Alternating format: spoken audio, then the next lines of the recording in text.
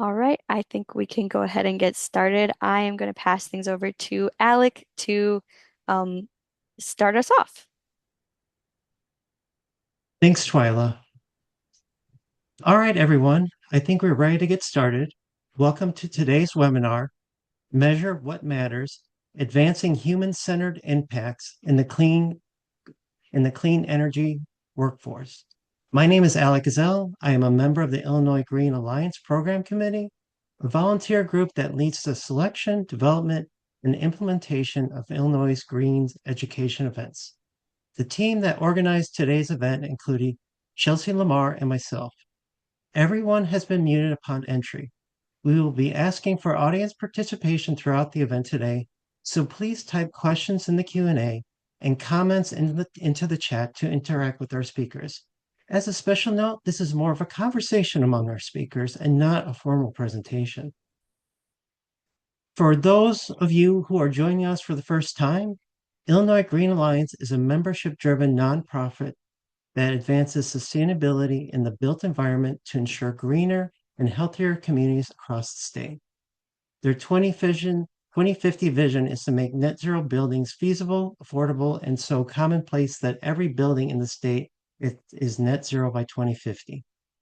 They accomplish this working through three key pillars: educating building industry professionals through webinars, panels, and tours, advancing policy to scale energy efficiency and net zero adoption, and demonstrating that high performance buildings can work anywhere. Their members represent every sector in the building industry, from architects and engineers to building owners and construction professionals. You can learn more about the membership, check out upcoming events, and learn how to get involved by visiting their website, illinoisgreenalliance.org. This webinar is approved through AIA for one learning unit credit and can be logged for one LEED accredited professional or Green Associate continuing education hour. Certificates of completion for both AIA members and non-AIA members are available upon request. To request an AIA CE credit and/or a personalized certificate of completion for architecture license CE reporting purposes, follow the QR code on your screen and complete the linked form.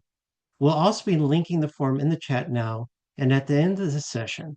For those interested in self-reporting CE hours for your LEED AP or LEED Green Associate credentials, we will be sharing self-reporting instructions and a fillable certificate of completion in our follow-up email to all attendees next week through Eventbrite. Here are today's AIA learning objectives. And before we get started, we want to thank Illinois Green's sustaining sponsors who make all of this work possible. A special thank you to their gold level sponsors, ComEd, USGBC, and Sloan. Now let's get started with today's program. I'd like to introduce you to our fantastic set of speakers. Cheyenne is the founder and CEO of Hersok, a sustainability consultancy within Chicago. She and her team started working within the energy industry in 2018 through Envelope Consulting. Cheyenne is currently Illinois Green's vice chair and looks forward to building stronger connections between Illinois Green Alliance and clean energy as part of our strategic plan. Amanase MacArthur is a workforce development professional with expertise in designing and implementing talent pipeline strategies that connect individuals to high growth careers. She currently serves as a senior project manager at the JPI Group, where she leads workforce solutions, stakeholder engagement, program design, and technology-enabled workforce initiatives across public and private sector clients. A proud graduate of North Carolina Central University, Amanase holds a degree in behavioral and social sciences with a concentration in public health, bringing a unique perspective on the intersection of workforce development, economic mobility, and community well-being. Amanase is passionate about creating innovative workforce solutions that strengthen industries, empower individuals, and drive sustainable economic growth for communities.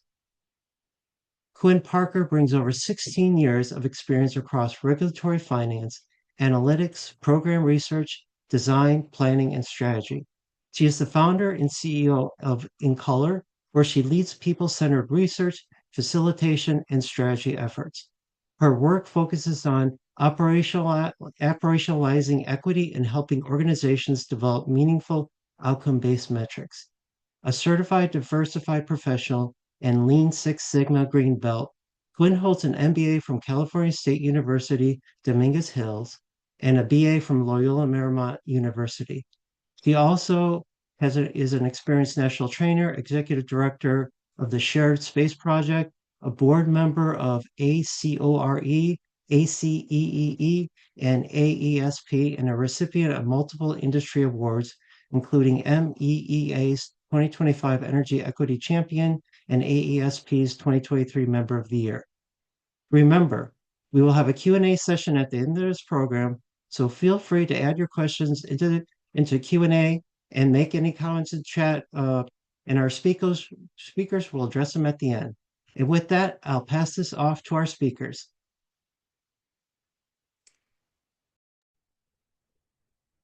Hello, welcome everyone.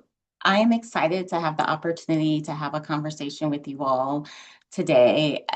We have a great group of speakers that are going to talk to you about how to really put into practice the kind of theory that I'm going to share with you around measuring what matters.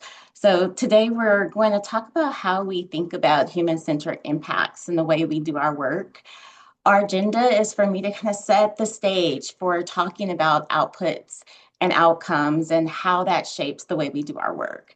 We'll have some time for Q&A, and then we'll talk about this in practice, how we can do this in workforce development, as well as connecting equity policy to our workforce action. As Alec mentioned, I really would love for us to have a conversation today. So please feel free to add your thoughts in the Q&A as we're talking. If you're anything like me, when I'm listening to someone speak, I have these ideas come up and I'm ready to share. And then literally 30 seconds later, they're no longer in my head. So please jot them down in the Q&A. We will be watching it carefully. If you would like to verbalize your question, I know some of us like to speak out loud our thoughts, please raise your hand. The IG staff will be watching for raised hands and we'll be able to take you off of mute to talk with us. So let's go ahead and get started. So I want to pose kind of a bit of a question to you all. Can you tell me the difference between an output and an outcome? And please feel free to jot your thoughts in the Q&A or the chat, whatever your preference is, or please raise your hand if you want to share out loud.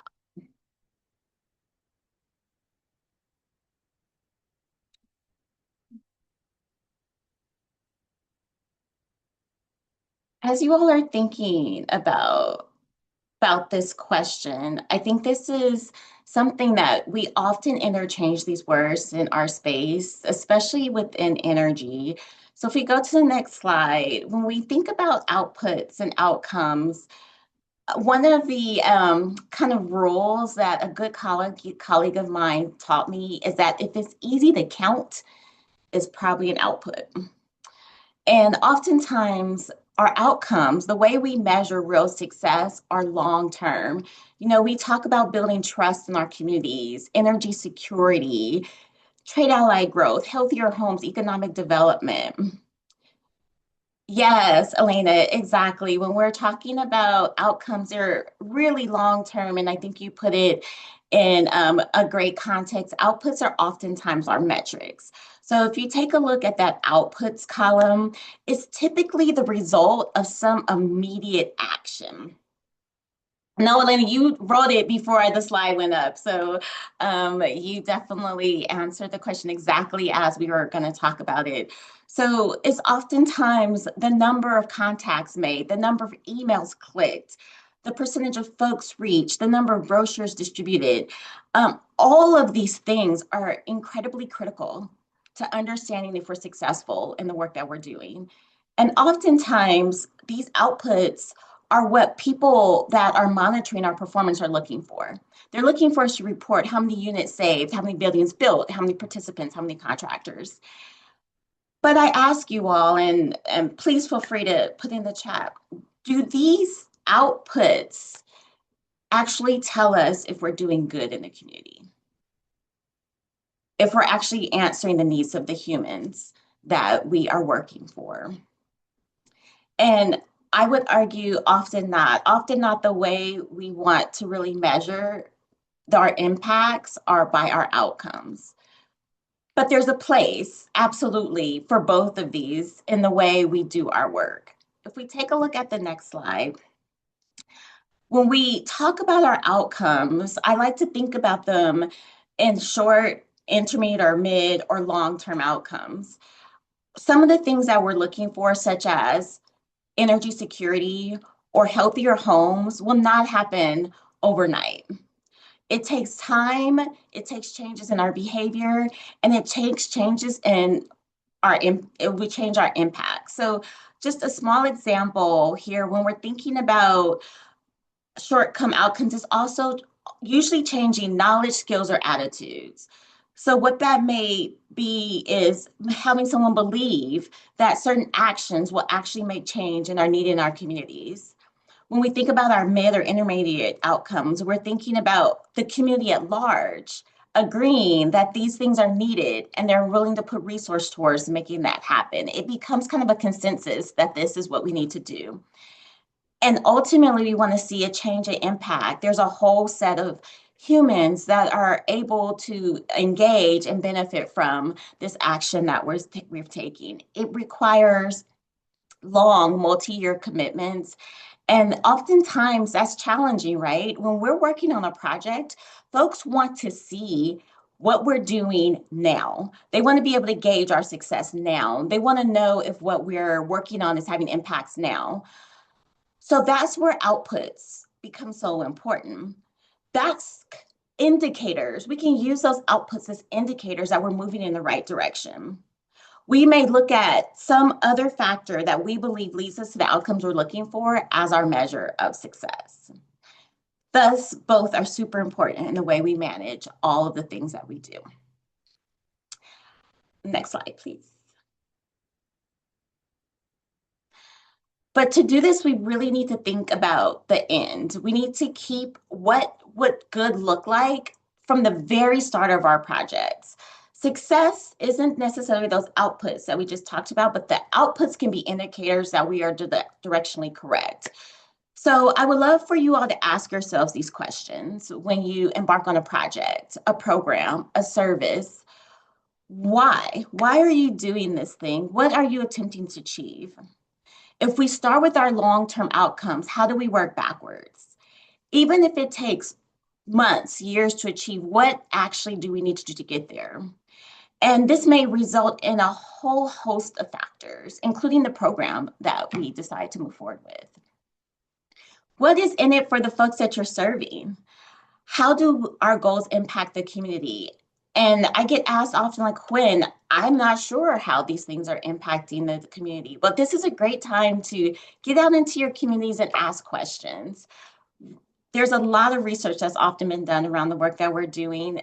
Taking a little bit of time to do some of that research can really be helpful in driving the design of anything that you're working on. And we ask ourselves, how can we achieve our goals while achieving the goals of the community and really prioritizing community impacts and what they're looking for success? And really understand some historical context of the communities you're working in. While we work in construction or we work in energy, these things aren't silos. Some of the communities that are most need of our products and services also are looking in need for healthcare, education, transportation, and food security. So how do all these things come into play, and how can we help community achieve their goals? And to the next slide, please. So pausing, Elena did a great job of being very concise and looking at the difference between outputs and outcomes. So now that we know the difference, how can we, in a practical way, measure our success? And there's a process that we do work with in color that I will offer you all to think about. So if we go to the next slide, I want you all to think about focusing on what counts. While outputs are typically quantitative, easy to count, we want to look at things that might be hidden in the numbers. We want to start thinking about the why. Why are these things happening this way? Why are these numbers showing up this way in our community? Numbers do not always tell the story. So while I encourage us to look at our numbers, how do we layer on to numbers the story? And that's why I'm super excited about the next two speakers. They're going to talk more about the stories behind some of the numbers that they are able to collect. If we look at our next slide here, this is a tool that we use. And if you all happen to have a phone, a camera, you're welcome to scan this QR code and it will give you a fillable form if you would like to use this tool in your work. What this tool helps us think through is, why isn't the outcome happening already? Why isn't the thing that we're building a strategy for already happening? It's likely because there's some barrier that's stopping that outcome from happening.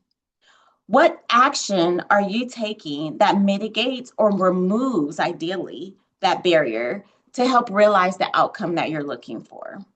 So just when you think about this sentence, to achieve the outcome I'm looking for, we need this action, and this action will mitigate or remove the barrier to achieving our desired outcome. Again, this tool you're welcome to take it and use it however you like. If you have any questions on it, once you get started, we're happy to answer any questions about it. So on the next slide, I'm going to show just a quick example.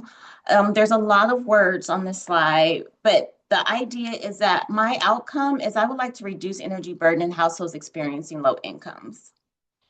And the biggest barrier that I've identified, and there's usually multiple barriers to achieving a goal, right? An outcome is the lack of skilled trades to service these homes. So I've decided I'm going to create a workforce development program within communities with a high number of households experiencing low incomes. So remember I told you there are outputs and outcomes. By me creating this action, I might see more individuals trained, I may see more individuals working in my targeted community, and I might see an increased number of measures installed in my target community.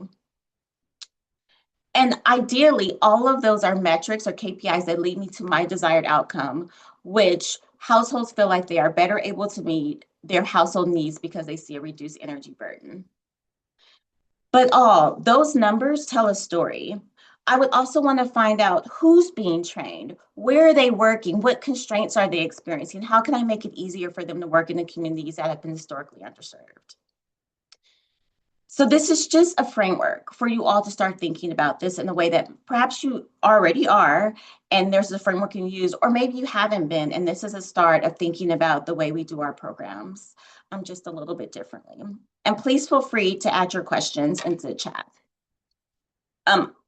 I'm not going to go through this exercise with you all, but the idea is you first think about what barrier needs to be mitigated and removed.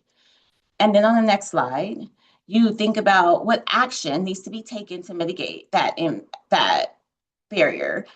Two things I want you to think about as you're thinking through this in theory.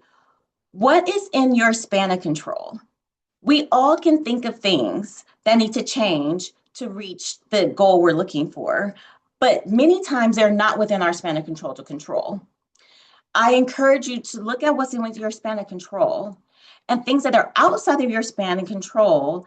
It is fine to document it, but recognize those might be more mid or long-term activities because you need to bring in resources that perhaps are currently not involved in your planning. So again, you should think about what you can do now and what maybe needs additional support or additional financing or resources. Sometimes this really comes down to money, and that is also takes some time. Next slide. And then ultimately, we're trying to achieve our outcome. So again, this is the same slide that we started with. Again, if y'all didn't have a chance to scan the QR code, please feel free to do so. And we have simplified this, and I know there's a lot of nuance, there's a lot of variables, but this is simply a tool to get us started thinking about outcomes in a different way.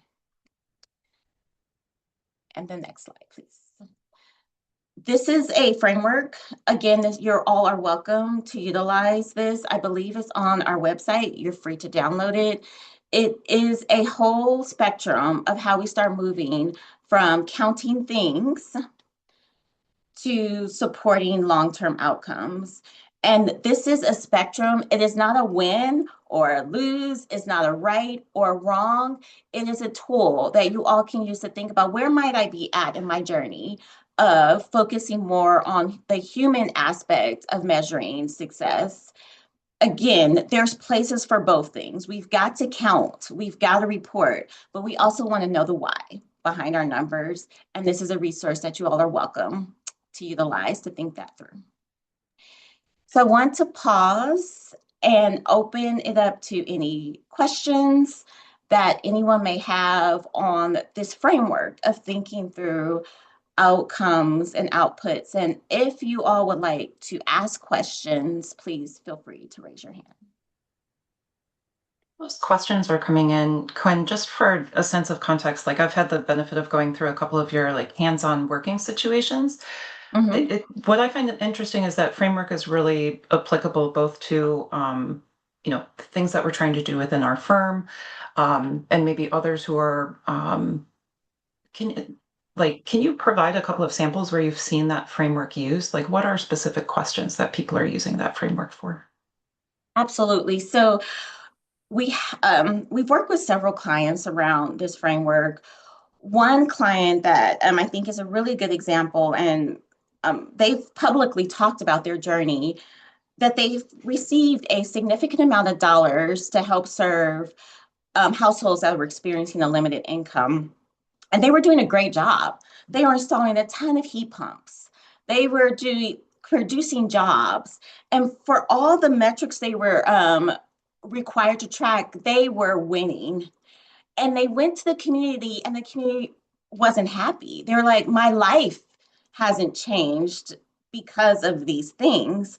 And so they went back and they did a little research, and they found out that, yeah, these things are checking boxes, but they're not necessarily meeting the needs of the communities that we're serving. And they went back to why they started this journey. And one of their primary objectives was thriving communities. So they went back to the drawing board and said, job creation is great. Like, people are placed, but do they stay in the jobs? Are these jobs that have living wages? Are these jobs changing the way people engage with energy in their lives? And they started asking people the question, and now they tell stories behind their job creation. They talk about not just we placed a human in a job, but 18 months later, this person has been promoted. They now are able to cover medical costs in a way that they couldn't before, and they're thriving in their homes. So that's one way to think about it outside. But as Cheyenne mentioned, and within my own organization, we ask ourselves questions. We ask ourselves, what are we measuring the right things to decide if we are achieving the outcomes we're looking for? As a small business owner, one of the metrics we often look at is revenue. Are we hitting our revenue numbers? And me and my team, we sat down and we were like, yeah, we may be hitting some revenue numbers, but are we having the impact we really want to have on the communities we're serving? And so that made us rethink the projects we take on. That made us rethink where we want to invest our time. So I would encourage you all to think about how you can rethink what's important to you and align your organizational goals to the outcomes you're looking for. And how are you working with your clients, colleagues, customers in a way that you're designing products and services to meet their needs, while still kind of counting those typical numbers that we have to count for reporting purposes. But good question, Cheyenne. Thank you. Anyone else have questions? And I actually see a few names in the group that I recognize, and happy to have you all back on the call. If you have any stories yourself on how you've thought about what success looks like, please share one person, and I'm sorry, I'm gonna call you out a bit, Christine. I had a chance to chat with her just a few weeks ago, and we were talking about kind of in theory, this idea that you may be reaching a goal and you're checking your boxes, but are that equipment, is that infrastructure going into the communities that are most in need? And sometimes that takes another layer of investigation. So, again, keep counting your numbers. I would never discourage you all from counting those typical outputs. They are important, but I would like us to dig into the why and the what of those numbers.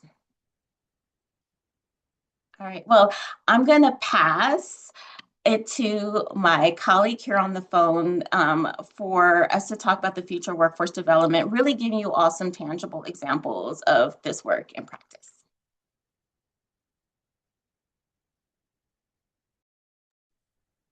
Hi, good afternoon. Thank you so much, Quinn. I love the opening question, output and outcomes. I love to live in the outcome lane, and I love to remind people about it, especially when it comes to the clean energy transition. I like to remind people that it is human. I think in workforce development, a lot of times we focus so much on numbers, we forget that it's people. Like the numbers, of course, the metrics mean something, but how are we looking at them? We talk a lot about the evolving technology. We talk a lot about the infrastructure, but what often goes overlooked is the impact on the people and the communities. So here on this specific slide, and I won't read the whole thing, but what I really want you to take away from this is that workforce development essentially influences economic stability, mental health, family well-being, and community resilience. If you've been in this space long enough, you already know that there's folks that you're working hard to outreach, to recruit, then you want to get them in a training program. And then when they're done, you just want to make sure they get placed in a job a lot of times. But to Quinn's point, additionally, are we asking the right questions? We can ask if they were placed. We can ask if they reached had outreach experiences, if the case manager was right. But oftentimes we don't ask, do you feel more stable financially now than before you started this program?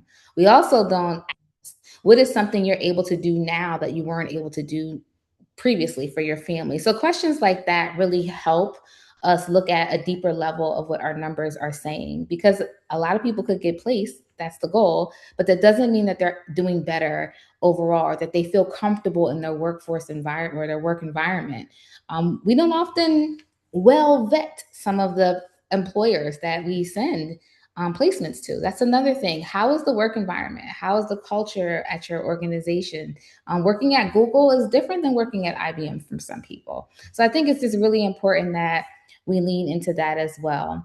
The other thing with this transition for clean energy is looking at the question of, if our workforce development impacts so much more than employment, are we measuring the right things? Start to list the questions that you want to ask. Start to realize who's being impacted by the work that you're doing. Quinn, you touched on that significantly. So I don't want to stay there as long, but that makes the most sense. We all have to go back to our why. So that organization, going back to the why, was the why I went into workforce development. After a decade of being a nurse, nurses tend to get really close to patients. They tell us things that they don't often tell their doctors. And what I noticed is I can make a better impact if I'm way closer to the program by going beyond the numbers and realizing that it's people involved.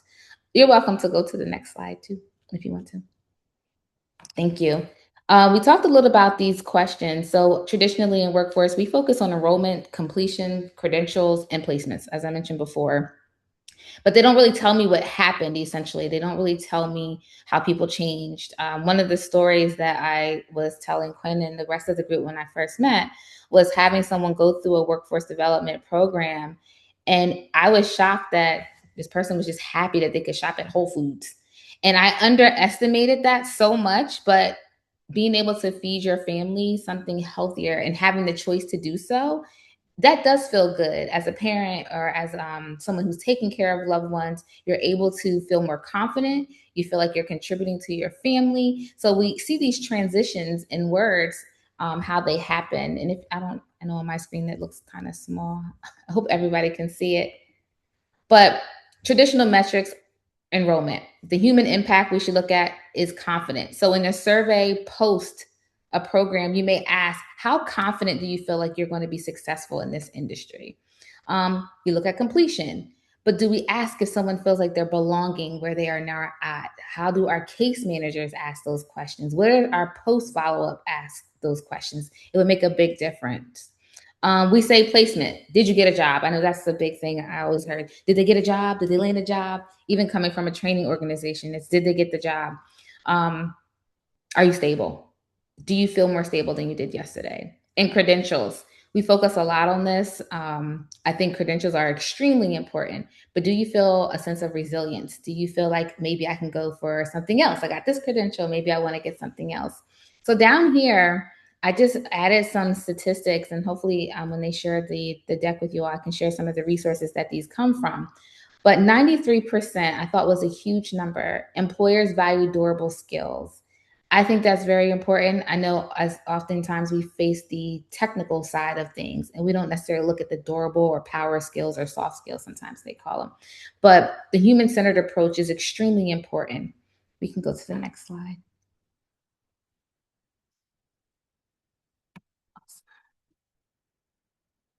This is the other part of workforce development that we don't look at. Workforce challenge effects. If anybody wants to drop in the chat, in this industry especially, what do you all see as one of the biggest barriers for people going through a workforce development program? Or somebody can come off mute and see.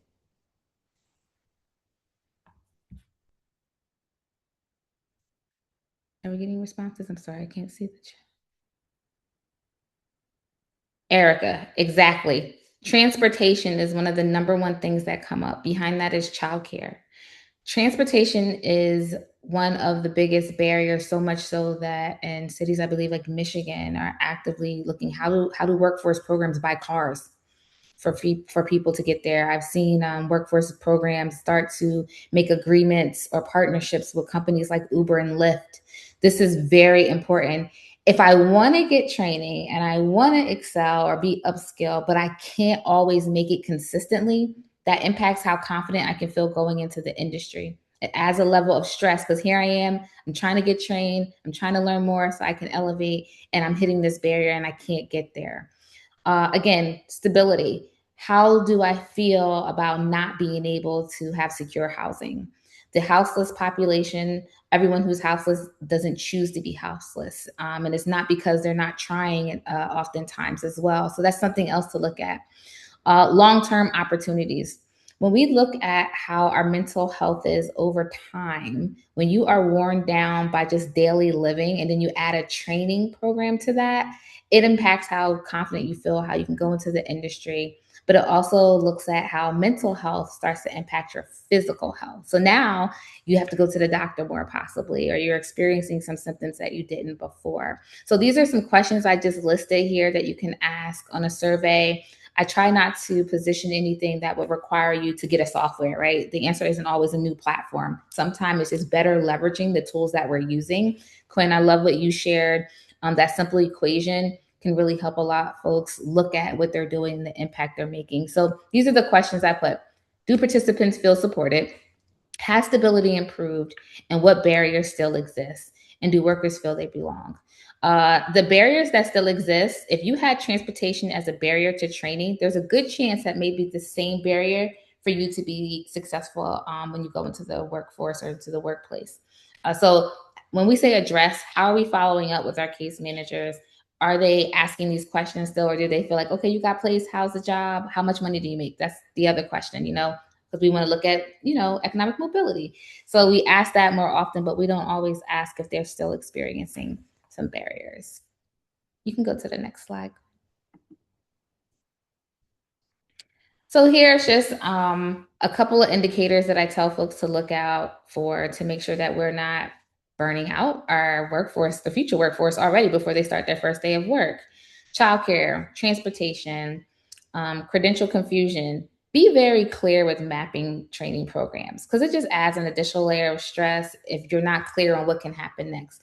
If you are letting folks within your program know, hey, I'm going into this industry and this is what you can also do. Learn about your transferable skills as well. Talk about imposter syndrome.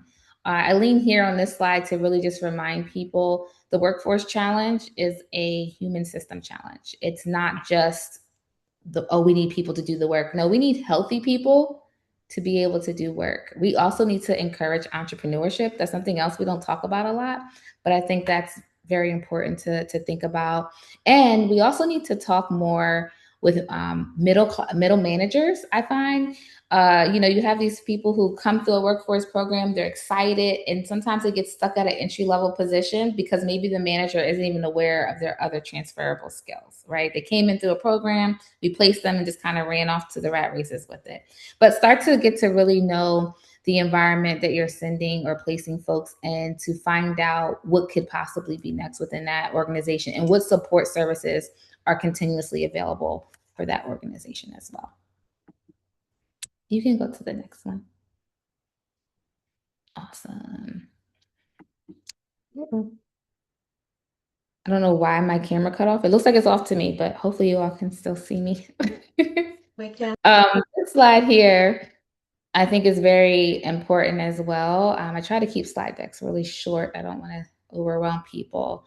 But again, just remembering that the future workforce is human sustainability. So when we think about how all these new data centers are coming up, and oftentimes I hear folks saying, but it's going to bring so many jobs. And yes, it will bring a lot of jobs, but I also want to think about the environmental impact, the communities that is being placed near or in.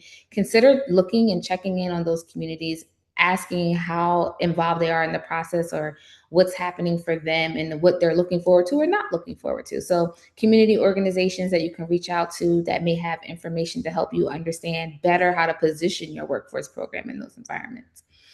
Here you'll just see some additional questions to help you with some of your qualitative data and what it means. Storytelling is so important. I understand when you have funders, they like the metrics, but they also do want to hear the stories. I worked at a training organization. I worked in nonprofit. I worked in for-profit. And the stories are the things that people remember.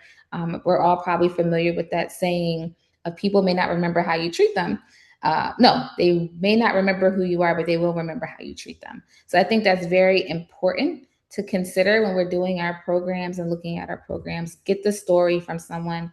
You don't realize how much you change people's lives when they come through programs, and that your funders and investors want to hear things like this. So track your long-term outcomes as much as you can. Strengthen your wraparound support, what it looks like. I try to ask people, when you address childcare, transportation, mental health, and belonging holistically, you have a better impact on community. So ask yourself, as someone is moving through this program, am I impacting any of these areas if these were considered or identified as barriers for them? Does it take time? Sure, but we send people surveys. I know I get 1,000 spam calls a day, but if we could follow up better to really ask these questions, I think we see a really big informative way on how to change things and even how we're collecting data.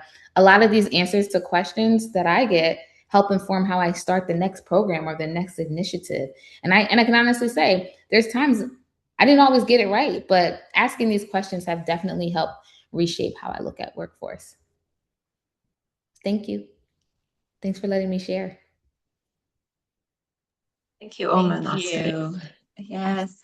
Any questions? There were so many things in your presentation that I found really interesting. I especially enjoyed thinking through confidence. We don't always think about folks, and this doesn't matter where you're at in your professional lives, going into new jobs, one of those things you want to feel is confident, not just in your ability to do the job, but that you have a place in the organization, and feel like you belong. So I love that metric. Thank you. That one was very personable to me because imposter syndrome is real. I think it doesn't matter how high you may climb a corporate ladder. There's still a moment where you may feel like, I don't belong here. I don't belong in this room. And the imposter monster will kind of overtake your thought process. I do enjoy the fact that in workforce development and training cohorts, folks get to build a sense of community to encourage one another. And that's great. But when they leave and they go into the workplace, now you have to build this all over again by yourself, and you have to become more confident by yourself. So I try to encourage people to stay in touch when you're done a program. If you were in the class with someone, encourage one another so we can all slay the imposter monster. I know I've faced it several times in my life and probably will some more at some time, but it is a very important question. So I think people should ask more about it. Yeah. Thank you. You're welcome. Any other questions? All right, well, Cheyenne, you're up. Thanks. Omenaste, I think you've really set the framework for where I want to take this. As a business owner, I think the question is, how can we start plugging into workforce programs within the energy industry? So for those of you who might be trying to get into energy, I think working with Quinn and seeing how kind of this framework really helps both consider what it might be to like maybe outreach to ComEd participants or to our energy participants and kind of involve our local communities. But I think the other flip side of that question is really how do we use this in our workforce? And so I'd really like to share today kind of what some of the strategies we've used to kind of adapt our workforce and plug into some of the training programs that Omenaste's mentioned. For me, this is a very personal story. We are a Section 3 business, which means that we are coming in from HUD's business organizations. We have a lot of experience with public housing, and working with these individuals, we don't just want to come in here and fix the problem. We want to be able to come into maybe at-risk communities or what Energy Field calls income eligible communities and help these individuals really start to change things for themselves and get engaged. There's so many opportunities for job. There's so much opportunity for work. To use Quinn's formula, the outcome is that I want to see people actively engaged in this. And the biggest barriers beyond the ones that Omenaste's identified are, I think so many people don't really have an awareness that this is even a potential career path.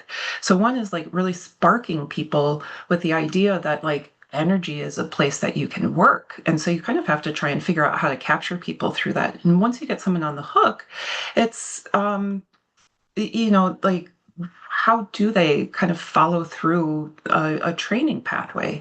If we look at the traditional education, there's enough barriers within that context in and of itself.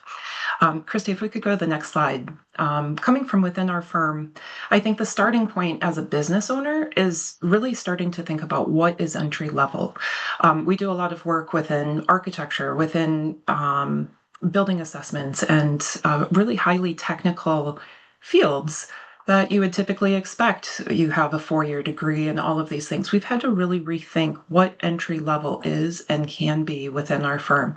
How do we break off pieces of work that somebody who is coming out of a training program or maybe only has a bit of construction experience can actually apply within the work field? How do we kind of coordinate that position with our managers or with people overseeing it so that somebody can exist in this without having a 4-year degree or a 7-year degree coming in from architecture?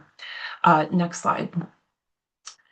So the way that we've done that is we've reframed what that entry-level position is. We try and have some pretty minimum requirements in terms of being able to evaluate some technical skills, having some construction experience, maybe ability to see things. We typically start off as a building assessor, and that might be doing field measuring or getting used to the technology. A lot of people that we see kind of coming in from the Section 3 workforce have never had an iPad in their hands. So like, what does that mean to like not just use an iPad or watch a video on it, but actually take it into the field and kind of click buttons in it real time and actually work with an iPad? It's a different experience that even coming from training programs, you don't always you're not able to build up that comfort level. From there, we try and build in specialty experience. So for us, that might be accessibility, or it might be some of the envelope practices. And then we try and get into maybe the higher tiered or like more experienced fields like energy auditing or energy assessors. And we again try and break off those pieces and have the patience within our learning programs to be able to allow somebody to step into this field. Could I have the next slide? And from there, it's really this idea of helping individuals see where they can go, where they can grow. I think this is one of the best resources that I've found from julius.edu.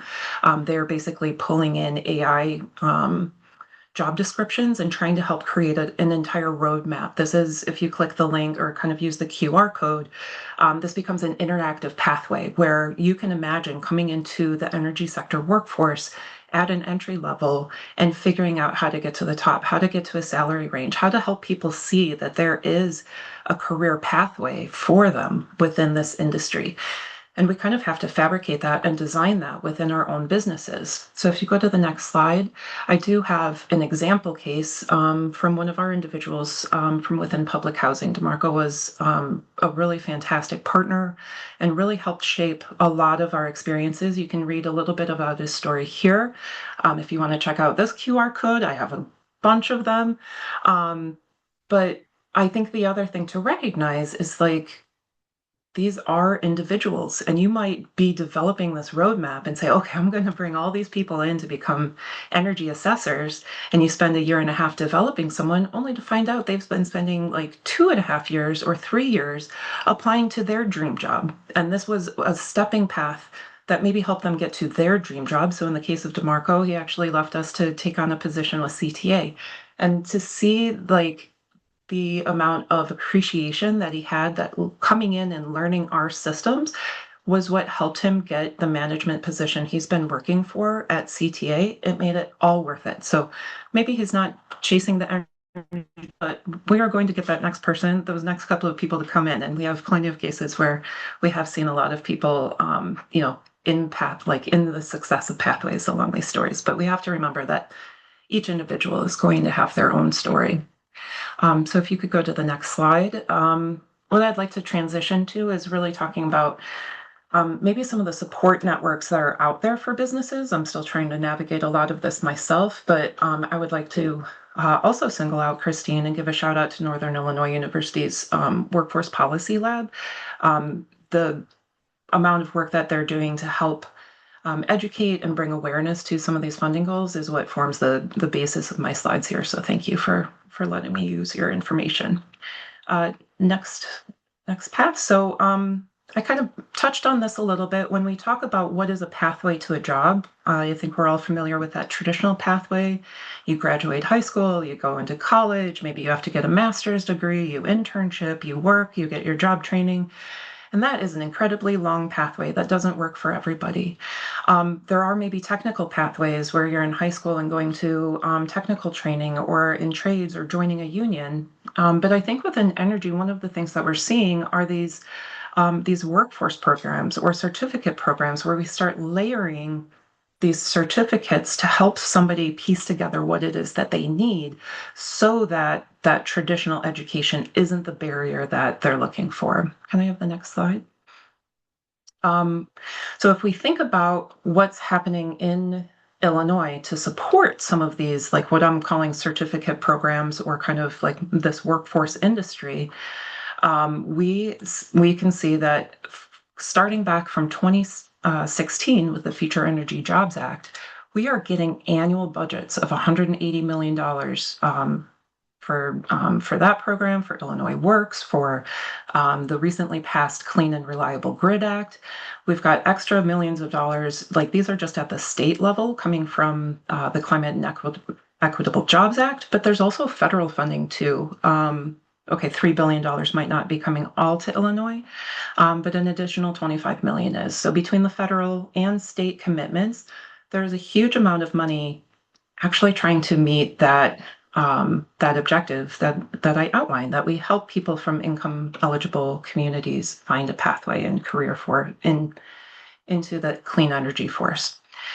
So if we could go to the next slide, when we look at DCEO, who's the state organization that's funding all of this, we can kind of start to see how we have the economic development program. So there's basically funding that's going to support renovating a project or implementing energy efficiency programs.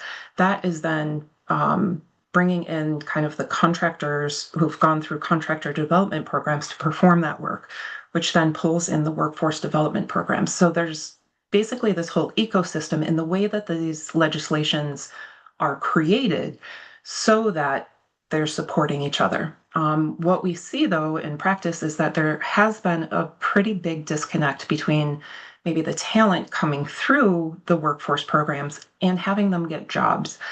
There was just a Clean Energy Workforce Week where we had huge conversations about why companies aren't maybe hiring directly from these talent pools. And I think a lot of it does have to do with reconfiguring how we're considering and looking for entry-level positions. But I'll get more into this in the next couple of slides. So if you could go advance for me. Actually, I'm getting to it right now. So let's go ahead and go to our first slide. So the first thing that we're doing is with Illinois Green Alliance. You guys are already here. If you could go ahead and hit next for me.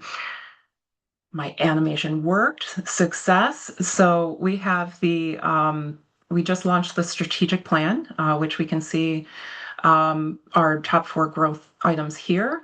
I would say this conversation really fits into who are we really trying to outreach? We're trying to definitely shape high performance buildings and create that energy sector that move, but we're also like really trying to pull in that outreach program into like who are the people who need to be a part of Illinois Green Alliance who don't even know about this? How can we get our message here into like future workforces and take that out? So since you're here, help us spread the word, help get your communities invested and engaged with this organization so that we can start pulling together all of the resources that Illinois Green and all of our kind of partner companies have and get them into the communities with that they're trying to reach as well. So let's help bring this together. Next up, the next one that Quinn, I don't think you mentioned this, but one of the places that we have worked together is through this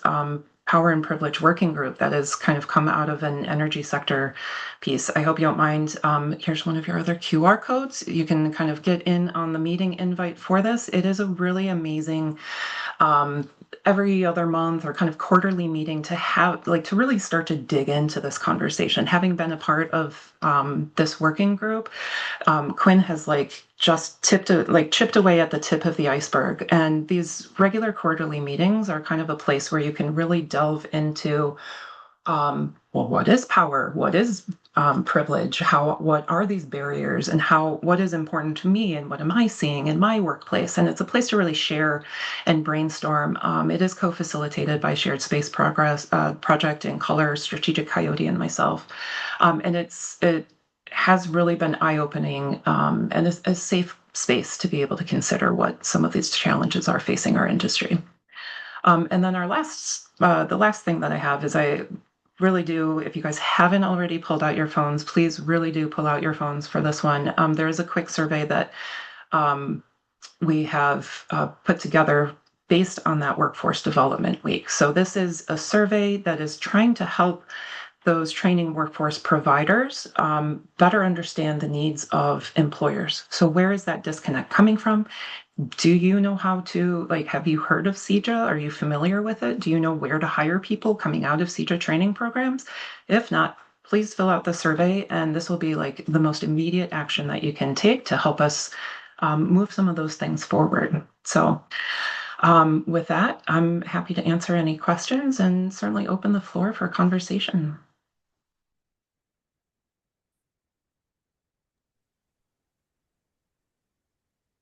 Thank you, Cheyenne. Really enjoyed listening to your work, and the resources that you offered are so important. You know, sometimes we feel as if we're working in silos. Oftentimes, sometimes we are actually working in silos, but there are groups all over the state really leaning into making sure that we're holding space for folks and thinking through how we can solve challenges that are prohibiting us from reaching the outcomes that we desire. So we have a couple of minutes.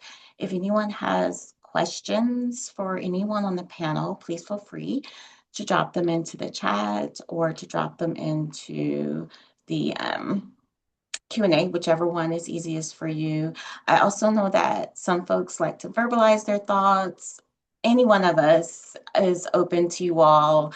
Our contact information is in the chat. Please feel free to reach out. Happy to continue this conversation. I think all of us have a passion for it. And I'm gonna say, I'm not sure. I think I saw your mouth moving, but you're on mute, so I wasn't sure if you wanted to. Oh, I was just saying, yes, please reach out if you have any questions. I know at the JPI group, we're in workforce development, so we are behind the scenes of projects happening all the time.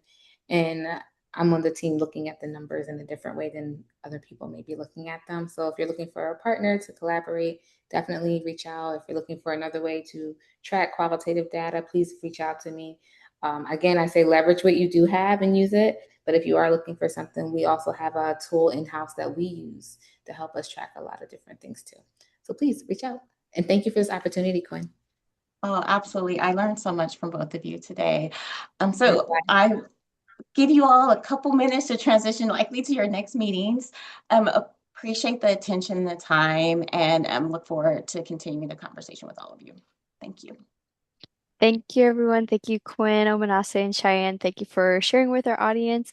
And everyone listening in, you will be receiving an email with the follow-up for this. We'll get the recording, and I'm going to put in the chat one last time the AIA link. If you need to request AIA reporting, this link I just put in the chat is the one that does that.